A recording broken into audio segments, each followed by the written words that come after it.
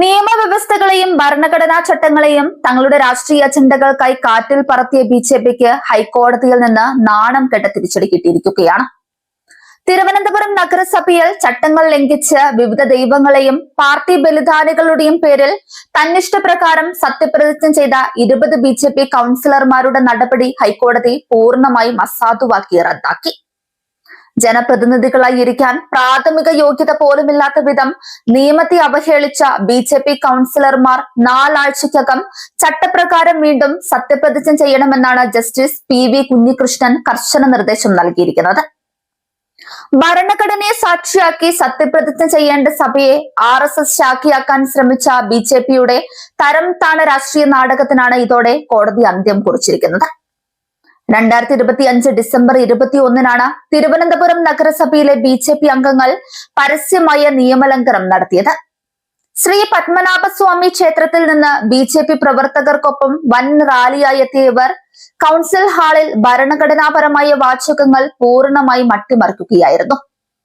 Kerala municipality നിയമം അനുസരിച്ച് ഒരു ജനപ്രതിനിധി ഒന്നെങ്കിൽ ദൈവനാമത്തിൽ അല്ലെങ്കിൽ സഗൗരവം മാത്രമേ സത്യപ്രതിജ്ഞ ചെയ്യാവൂ എന്നാണ് നിയമം അനുശാസിക്കുന്നത്. എന്നാൽ നിയമത്തെ പുല്ലായി കരുതിയ ബിജെപി അംഗങ്ങൾ തങ്ങളുടെ ഇഷ്ടപ്രകാരം വാചകങ്ങൾ കൂട്ടിച്ചേർത്തു. എന്റെ പ്രസ്ഥാനത്തിലെ ബലിദാനികളുടെ പേരിൽ, കാവിലമ്മയുടെ നാമത്തിൽ, തിരുവല്ലം പരശുരാമന്റെ നാമത്തിൽ, ഭാരതാംബിയുടെ നാമത്തിൽ, ഉദയന്നൂർ ദേവിയുടെ നാമത്തിൽ, ആറ്റുകാൽ അമ്മയുടെ നാമത്തിൽ, ഗുരുദേവ നാമത്തിൽ തുടങ്ങി തന്നിഷ്ടപ്രകാരമുള്ള ദൈവങ്ങളുടെയും സ്വന്തം പാർട്ടിയുടെയും പേരെടുത്താണ് ഇവർ സത്യപ്രതിജ്ഞ ചെയ്തത്. ഇത്രയും പോരാഞ്ഞ് കൗൺസിലർ ജയരാജീവ് സത്യപ്രതിജ്ഞയ്ക്ക് ശേഷം സഭയ്ക്കുള്ളിൽ പരസ്യമായി ശരണം വിളിക്കുകയും മുൻ DGP കൂടിയായ R ശ്രീലേഖ വന്ദേമാതരം വിളിക്കുകയും ചെയ്തു. സത്യപ്രതിജ്ഞാ ചടങ്ങുകൾക്ക് ശേഷം ബിജെപി പ്രവർത്തകർ കോർപ്പറേഷൻ കൗൺസിൽ ഹാളിൽ കയറി RSS ഗണഗീതം പാടിയതും വൻ രാഷ്ട്രീയ വിവാദങ്ങൾക്കാണ് അന്ന് വഴി തുറന്നത്. ബിജെപിയുടെ ഈ പരസ്യമായ ചട്ടലംഘനത്തിനെതിരെ LDF പാർലമെന്ററി പാർട്ടി നേതാവും CPM കൗൺസിലറുമായ SP ദീപക് അന്നു തന്നെ ശക്തമായി രംഗത്ത് വന്നു.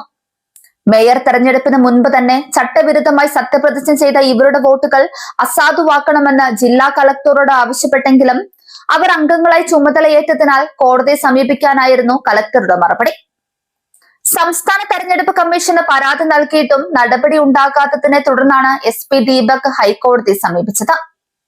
ഔദ്യോഗിക സത്യപ്രതിജ്ഞാ വാചകങ്ങളിൽ മാറ്റങ്ങൾ വരുത്താനോ സ്വന്തം താല്പര്യങ്ങൾ കൂട്ടിച്ചേർക്കാനോ ഒരു ജനപ്രതിനിധിക്കും അവകാശമില്ലെന്ന് സുപ്രീം കോടതിയുടെ മുൻവിധികൾ മുൻനിർത്തി ഹർജിക്കാരൻ വാദിച്ചു.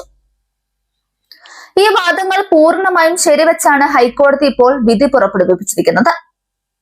ഒരു ജനാധിപത്യ സംവിധാനത്തിൽ നിയമം അനുശാസിക്കുന്ന രീതിയിൽ മാത്രമേ സത്യപ്രതിജ്ഞ ചെയ്യാവൂവെന്നും അതിൽ സ്വന്തം രാഷ്ട്രീയവും തന്നിഷ്ടങ്ങളും കലർത്താൻ അനുവദിക്കില്ലെന്നും ഹൈക്കോടതി വിധിയിലൂടെ ഒരിക്കൽ കൂടി വ്യക്തമായിരിക്കുകയാണ്.